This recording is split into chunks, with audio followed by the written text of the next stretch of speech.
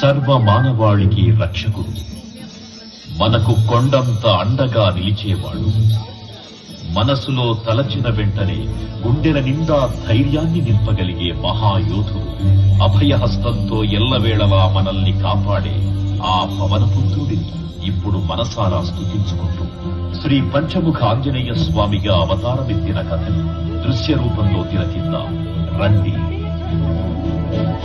ఆంజనేయం ప్రసన్నాంజనేయం ప్రభాదివ్యకాయం ప్రకీర్తిప్రదాయం భజే భజే బాలగాత్రం భజే పవిత్రం భజే సత్యమిత్రం భజే రుద్రరూపం భజే సర్వతేజం. అది రామాయణ మహాయుద్ధం భీకరంగా సాగుతున్న తరుణం.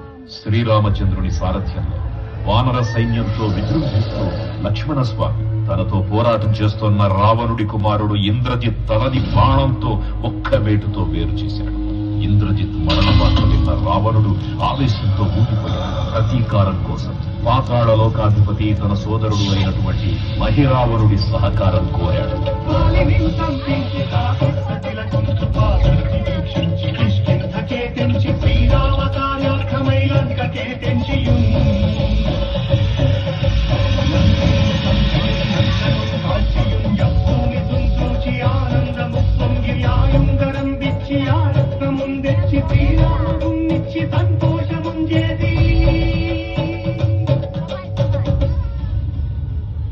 తన ప్రభువులను కాపాడుకోవడానికి వాయువేగంతో పాతాళ లోకానికి చేరుకున్న ఆంజనేయ స్వామికి సగం మొసలి సగం వానర రూపంలో ఉన్న వింత జీవి ముఖద్వారం వద్ద కాపలా కాస్తూ కనిపిస్తుంది. ఆ జీవి మకరధ్వజుడు అనే తన పుత్రుడని, మహాసముద్రాన్ని దాటుతుండగా నీటిలో పడ్డ వేదవిధుడు ఒక మొసలి గ్రహించడం వల్ల జన్మించాడని తెలుసుకుని ఆశ్చర్యపోతాడు హనుమంతుల వారు.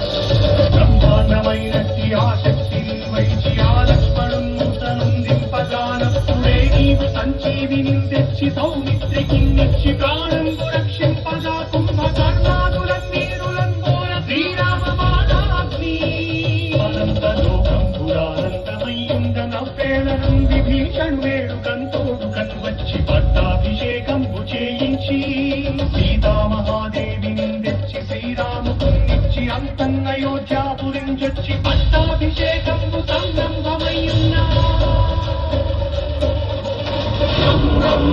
వృత్తవర్ణం దినకర వదనం తీక్ష్ణం శ్రాకరాళం రం రం రం రమ్య తేజం